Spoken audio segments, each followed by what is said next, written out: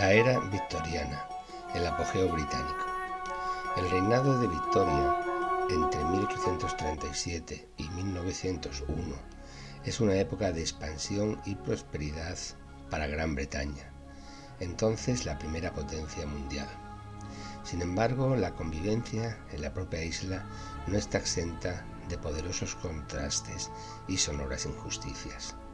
Los historiadores ingleses clásicos, como el Whig Thomas Macaulay o el más reciente George Macaulay Trevelyan, presentaban a su país como modelo de democracia parlamentaria, en el que la nota distintiva frente al resto de Europa sería la ausencia de violencia. Inglaterra es uno de los países que no sufre la conmoción revolucionaria de 1848, y esta transición política tranquila hacia una democracia parlamentaria, según ellos, se explicaba por las reformas hechas a tiempo y a partir de mediados del siglo XIX por la mejora de las condiciones de vida de la clase media y trabajadora. Esta imagen plácida de la feliz Inglaterra fue puesta en revisión a mediados del siglo pasado. Según el historiador Lewis Namier, uno de los mejores estudiosos del parlamentarismo británico, Inglaterra no es propiamente una democracia liberal hasta finales del siglo XIX. Tardó todo un siglo en construirse el engranaje de verdaderos partidos y en las elecciones de la época victoriana tenía más importancia la influencia personal que la ideología.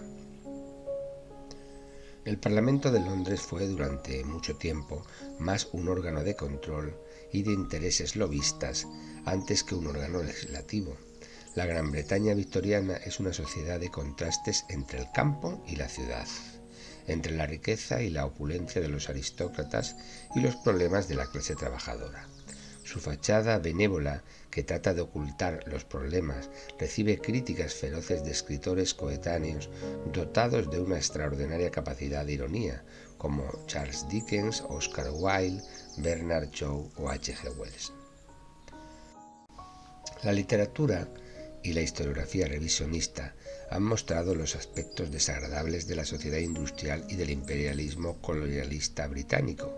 Sin embargo, basta una mera comparación con los acontecimientos de la brutal historia europea de la primera mitad del siglo XX para comprender por qué nunca se ha logrado desmontar por entero el cuadro clásico de la Gran Bretaña como modelo de sistema político liberal y de potencia industrial por excelencia.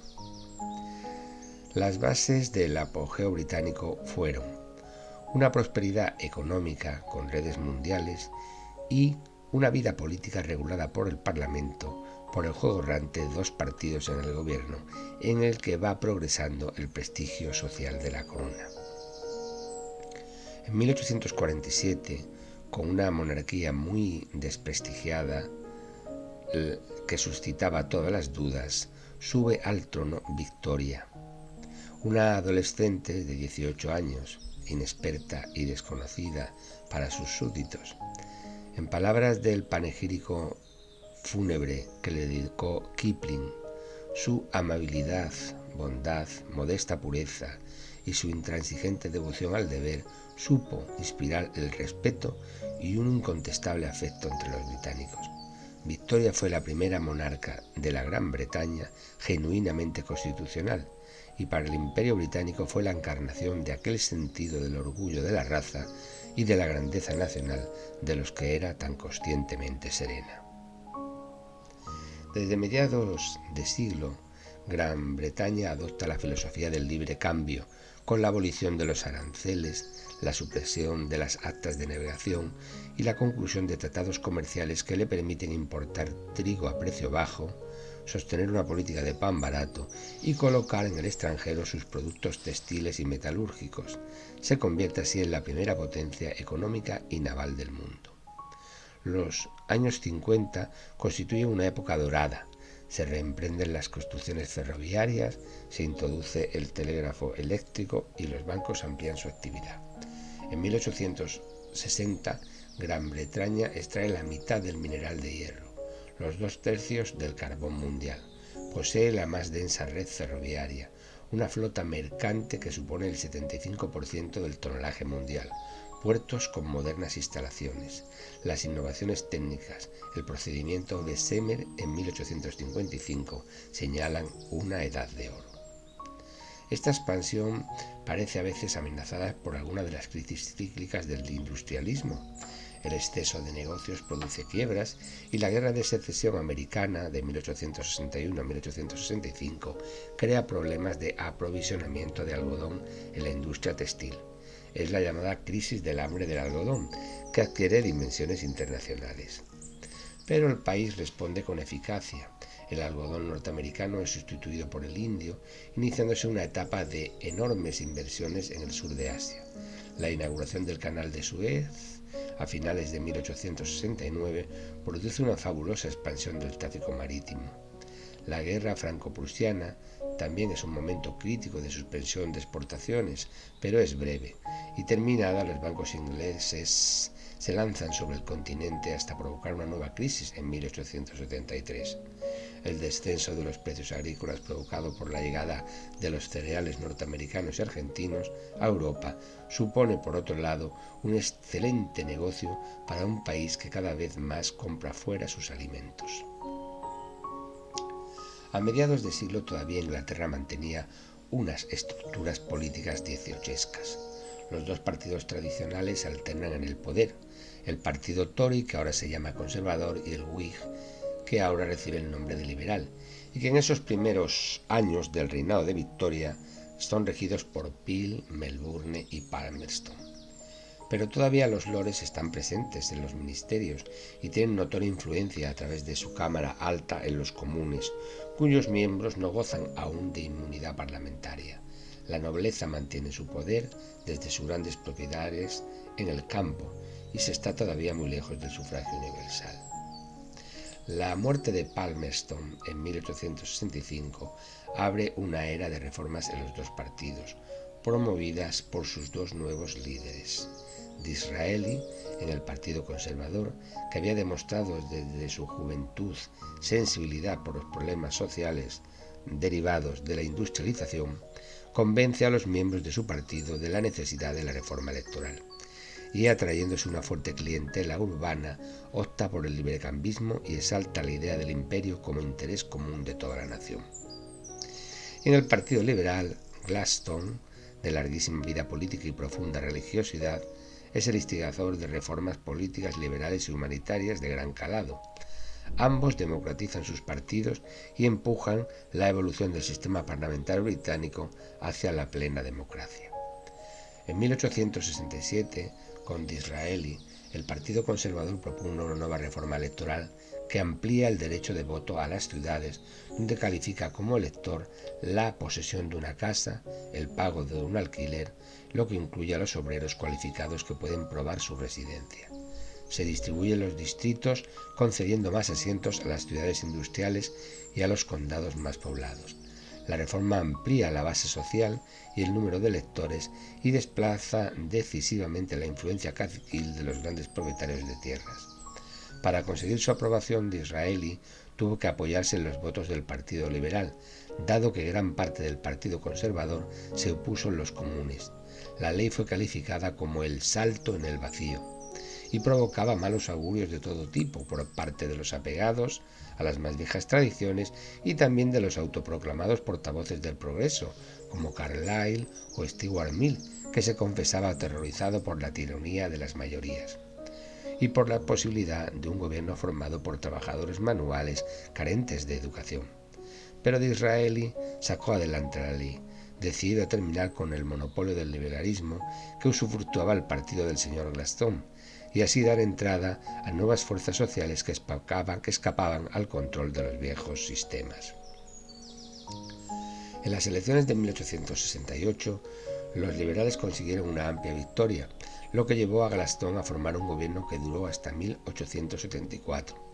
Fueron reconocidos los sindicatos, se estableció el voto secreto en el escrutinio electoral y se promulgaron leyes para regular la enseñanza primaria y hacerla obligatoria, pública y gratuita, pese a que solo se construyeron escuelas públicas donde faltaban las privadas, a las que se otorgó una subvención. Ello provocó el choque con la Iglesia anglicana. Además, la supresión de la exigencia de pertenecer a la Iglesia anglicana para enseñar en Oxford y Cambridge y el intento de separación del ámbito político del religioso recrudecieron el fuerte enfrentamiento del Partido Liberal con la Iglesia, lo que, unido a la crisis económica de 1873, desgastaron al Partido Liberal, propiciando todo un decenio de gobierno conservador. Disraeli aumenta la presencia de Gran Bretaña en la política europea, reglamentando el trabajo de mujeres y niños, robustece el ya amplio poder de los ayuntamientos, potenciando sus competencias urbanísticas y sobre todo impulsa la expansión del Imperio británico. Con la proclamación en 1878 de la reina como emperatriz de la India, título que suscitaba el rechazo del Partido Liberal y de un amplio sector de la población pública, estaba fresco el recuerdo de los abusos de la Compañía Británica en el subcontinente y de la sangrienta rebelión de los cipayos que había ocurrido apenas 20 años antes. Una guerra cruda y brutal en donde ambos bandos incurrieron en claros crímenes de guerra, incluso para los estándares de 1857. Sin embargo, el título imperial venía a clarificar lo que llevaba siglos siendo, en el terreno político, en el económico e incluso en el religioso, un imperialismo larvado que se había extendido en todas las direcciones y en todos los continentes. A partir de esta fecha se inicia una verdadera carrera colonialista que concluyó a final de siglo con la Federación de Australia y la Guerra de los Bóers. En el último tercio del reinado se sucedieron la Guerra de Afganistán, la campaña de Abisinia, la anexión del Transvaal y de las islas Fiji, la guerra contra los zulúes y la ocupación de su territorio, la intervención en Egipto con el pretexto de salvaguardar los intereses franco-británicos en el Canal de Suez y su transformación en un inmenso protectorado que a la postre provocaría la sublevación religiosa del Mahdi y la guerra del Sudán de 14 años de duración y, por supuesto, la enésima rebelión de Irlanda. El problema de Irlanda. Irlanda, conquistada por Cromwell en el siglo XVII, se convierte durante la segunda mitad del siglo XIX y el primer cuarto del XX en el más grave problema para el gobierno británico. La dominación inglesa en la isla se estableció legalmente mediante el Acta de Unión de 1800, que había suprimido toda autonomía, sustituyéndola por el derecho a enviar diputados a las cámaras de los comunes. La Iglesia anglicana era la única oficial y los irlandeses católicos habían de pagarle el diezmo. Los grandes propietarios eran ingleses y disfrutaban de omnímodos derechos en los arrendamientos, al tiempo que en la parte noroccidental de la isla, el Ulster, se había establecido una importante población de colonos británicos. Se trataba de un problema complejo en el que motivos sociales, religiosos y grandes diferencias en el carácter y en la lengua contribuían a separar a ambos pueblos. El sentimiento autonomista irlandés se alimentaba del recuerdo de los agravios cometidos en la época de Cromwell y se encendía en defensa de la religión católica y de su lengua nacional gaélica. La crisis de los años 40, y especialmente el hambre de 1845, que obligó a casi la mitad de la población irlandesa a emigrar a Estados Unidos, convirtió la situación irlandesa en un verdadero polvorín. En 1857 se crea en París la Sociedad Fenier, que reclama la independencia de Irlanda. Un levantamiento en 1867 obliga al gobierno británico a desestatificar la Iglesia anglicana, que deja de ser un órgano de recaudación de impuestos. Pero la crisis económica de los años 70 provoca una situación dramática de pobreza y hambre en un país que seguía siendo rural, pues la poderosa industria británica mantenía a Irlanda como un simple proveedor de alimentos sin desarrollo industrial. Los irlandeses encuentran un líder beligerante en Parnell, un terrateniente protestante nacido en Irlanda, quien dirige la lucha tanto con la obstrucción parlamentaria en los comunes como con partidas armadas en el campo. Gladstone es el político inglés más abierto hacia el problema y trata de solucionarlo mediante la reducción del papel de la Iglesia anglicana en Irlanda y la protección de los arrendatarios frente a las leyes abusivas. Pero la violencia en Irlanda está muy arraigada y varios atentados conducen a Parnell a prisión. Ni siquiera el indulto a Parnell y la indemnización con cargo al tesoro de los propietarios con arrendatarios insolventes, reconducen la situación. También fracasó el intento de concesión de mayor autonomía realizado por el gobierno conservador de Lord Salisbury, porque por las autoridades británicas en Irlanda y por otros sectores del partido Tory se prefirió abordar la cuestión como si se tratara de la represión de un problema de orden público. La autonomía propuesta por Gladstone en 1886, denominada Home Rule, es derrotada en el Parlamento, y hasta 1914, cuando los políticos ingleses vislumbraron el evidente peligro de defección e insurrección de los irlandeses, aprovechando la Primera Guerra Mundial, no se aprueba en los comunes el Estatuto de Autonomía para Irlanda. Ya es tarde. Un movimiento de creciente influencia, los Sinn Féiner, reivindican la independencia total. Es indudable que durante la era victoriana, la expansión económica de la primera potencia mundial mejoró las condiciones de vida de la clase trabajadora y que el prestigio de la monarquía, representada por la conducta ejemplar de la reina, promueve la idea de un modelo de sociedad puritana y civilizada. A ello contribuyó el hecho de que la nobleza inglesa, tras su pérdida de influencia política, ya no sea una casta cerrada y permita la incorporación a la misma de la alta burguesía, ya sea por su éxito económico o por los servicios prestados al país. También que a partir de mediados del siglo aparezca una numerosa clase media urbana.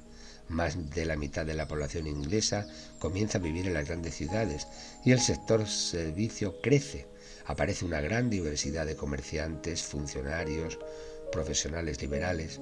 Los obreros especializados forman una casta superior a la que se le reconoce el derecho al voto y a la sindicación. La situación del proletariado mejora relativamente por el aumento de los salarios, y a ello se debe que no se cumpliera el célebre vaticinio de Carlos Marx, quien, observando a principios del siglo las condiciones de vida y opresión del proletariado en Manchester, vaticinaba el inicio de la revolución socialista en Gran Bretaña. Muy por el contrario, a finales de siglo, el obrerismo inglés, integrándose en el sistema parlamentario, señala al europeo procedimientos pacíficos de asociación que culminan con la aparición en los años 90 de un nuevo partido, el laborista. Según la visión de la historiografía británica tradicional, la paz de la era victoriana había durado 2/3 de siglo y dejaba una buena y sólida herencia, por grandes que fueran los dispendios, a las nuevas generaciones. Garantizaba un futuro tan abrigado y pudiente como el de la Roma de Augusto. Se trataba de un imperio que, con la fusión de las colonias australianas en una federación el 1 de enero de 1901, había alcanzado sus límites geográficos y llevaba hasta el extremo de sus fuerzas al pueblo que lo había creado. La Inglaterra victoriana estuvo animada por importantes corrientes de pensamiento social, político, religioso, filantrópico, humanista e ideológico, muchas de las cuales ni siquiera en el siglo XX serán plenamente desarrolladas. Su catálogo es muy extenso: el liberalismo, Bentham y Mill; el cartismo, Owen y Cobden; el unionismo religioso, el cardenal Newman; también científicas como la importantísima teoría evolucionista de Darwin; literarias artísticas de todo tipo, y políticas como el sufragismo o el socialismo. Visiones utópicas que daban por supuesto la consecución de una sociedad más justa, de una buena convivencia en un país floreciente gracias al desarrollo industrial, con un pueblo unido en pacíficas comunidades, con hogares confortables, llenos de niños rubicundos y sanos, jugando en risueños jardines a la vuelta de la escuela. Y sin embargo, basta una simple mirada para comprender que lo que el maquinismo y la industrialización habían acarreado eran los suburbios y el proletariado, en lugar del hogar y la familia. Como ha ocurrido con frecuencia en la historia, el país más poderoso y rico no era ni mucho menos el más tolerante y avanzado. Sus poderes, convencidos de que su fuerza estribaba en el mantenimiento de las virtudes tradicionales, siempre dispuestos a camuflar la menor transgresión, se resisten a cualquier cambio o perturbación. Gran Bretaña en 1901, al final de la era victoriana, no era en modo alguno el país idílico cantado por Kipling. Estaba en guerra con los nacionalistas de Parnell en Irlanda, con los Boers y los Wasati en África, con los Boxer en China y con buena parte de los socialistas, sufragistas, sindicatos, artistas, intelectuales, adúlteros, insolventes y homosexuales en casa.